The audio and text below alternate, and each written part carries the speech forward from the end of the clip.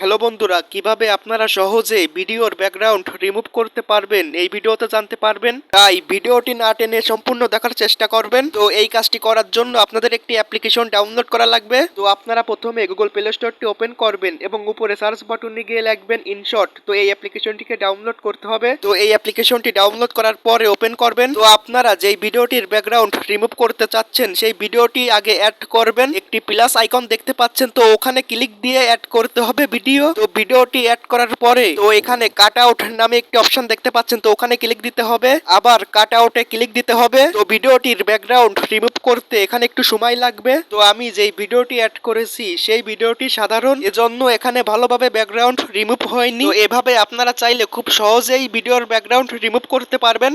তো বন্ধুরা, ভিডিওটি কেমন লাগলো কমেন্টে জানাতে ভুলবেন না, এবং আপনারা যদি এরকম নতুন নতুন সব ভিডিও দেখতে চান তাহলে চ্যানেলটিকে সাবস্ক্রাইব করে আমাদের পাশে থাকবেন, এবং ভিডিওটি ভালো লাগলে একটি লাইক দিবেন। ধন্যবাদ ভিডিওটি এই পর্যন্ত দেখার জন্য সবাইকে।